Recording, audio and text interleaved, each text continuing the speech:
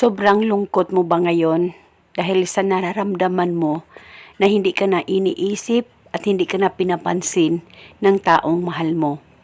Lalong-lalo na LDR kayong dalawa at talagang hindi na siya nagpaparamdam, tumatawag, text o chat sa'yo. At palagi ka na lang bang naghihintay na ikaw ay tawagan, text o i-chat niya pero wala talaga. Gusto mo ba na ikaw lamang ang magiging laman ng kanyang isipan at hindi siya titigil sa kakaisip sa iyo at isa itong gabay at isang paraan para kontakin ka ng taong mahal mo?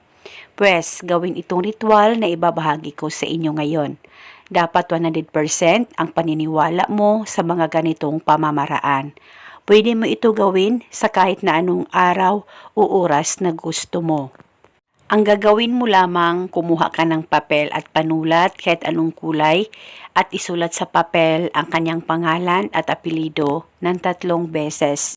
At sa likod ng papel ay isulat mo, ikaw ay hindi titigil sa kakaisip sa akin. Isulat mo lamang ito ng 1 beses. At pagkatapos mo ng masulat ito ay kumuha ka ng 1 butil na bawang at 1 barya, kahit na anong barya na meron ka ay pwedeng gamitin at sabay mong balutin ang 1 butil na bawang at 1 barya. At kahit ikaw ay nasa ibang bansa ay pwede ka gumamit ng kahit na anong barya na meron ka. At pagkatapos mo na itong mabalot, pwede ito ilagay sa plastic o ziplock. At pagkatapos ay maglagay ka ng kahit kalahating kutsarang asin at pwede mo nang isarado ang plastic na pinaglagyan mo sa ritual. At dalhin itong ritual kahit saan ka man magpunta, kahit ikaw ay nasa bahay lang, ilagay lamang ito sa bulsa mo o di kaya sa damitan mo. At sa tuwing ikaw ay aalis, ilagay ito sa bag mo o sa bulsa mo. Basta dalhin ito kahit saan ka man magpunta.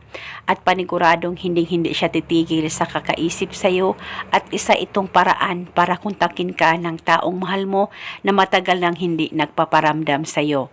Wala na po kayong kailangan pang banggitin o ibulong na spell, basta gawin itong ritual na tama ang pagkagawa mo at itago itong ritual pang matagalan.